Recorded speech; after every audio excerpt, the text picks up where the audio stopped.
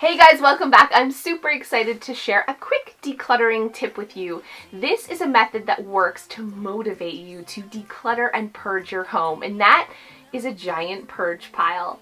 When you look around your home and you see piles of clutter, that's the things that you're actually using on a daily basis.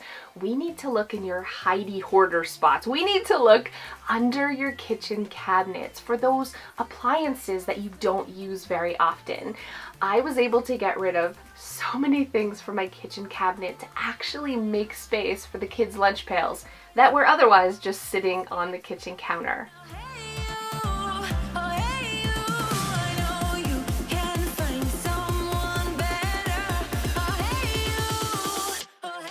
I also looked inside closets to find old clothes that I wasn't wearing and getting rid of other things to make space for tomorrow, to make space for I need to go shopping now, but this is such a great way to build that momentum and that motivation as you're adding to your purge pile.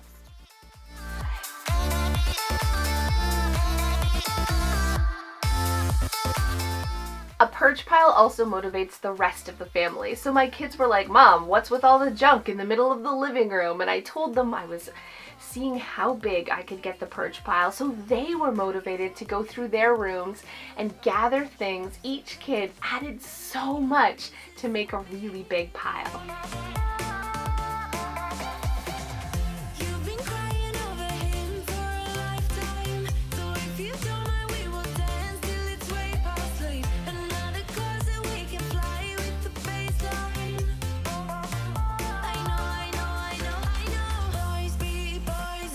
In the end, in under 20 minutes, we had a ton of stuff that we never used that we were able to get out of our home.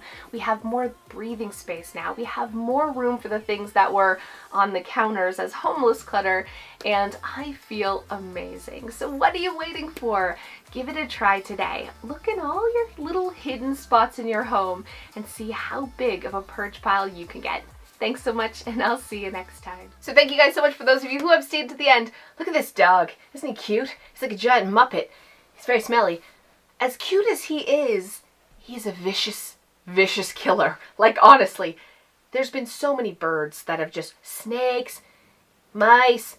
He's like a hunter. He doesn't look like a hunter. He doesn't look like he's a vicious hunter. I actually had a baby bird that had fallen out of a nest. I kept putting it back in and then it would like fly out again. And I'm like, my dog will eat you. So I brought it in the house and was like grinding up worms in the blender and like hand feeding it and setting alarms in the middle of the night to nurse this baby bird into health. And then I saw its mother outside, so I took it out and I put it in the neighbor's yard so the mother could rescue it, and they were bonding and I saw the mom feeding it. It was like, ah! And I was videoing it and I ran to get another battery for my camera and I came back and the bird had snuck through the fence and Oscar had, it was gone. The bird is gone. It was sad times. And unfortunately, recently, we came home to a like horror show. Oscar had eaten our beloved hamster Peanut, and how he got up into the cage and broke the cage, we don't know. It was sad times, but I was so mad at him.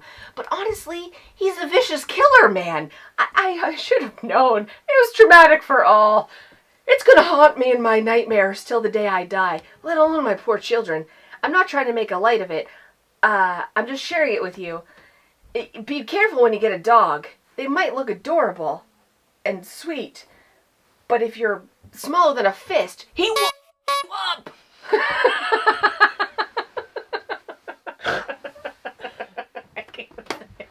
So I just thought I'd share with you. I know some of you are like, but the thing is, as cute as Oscar is, if you're smaller than my fist, he will rip your freaking head off. Can I say that? He's evil. He is. He's pure fluffy evil. He's evil. I gotta retire. I'm too old for this.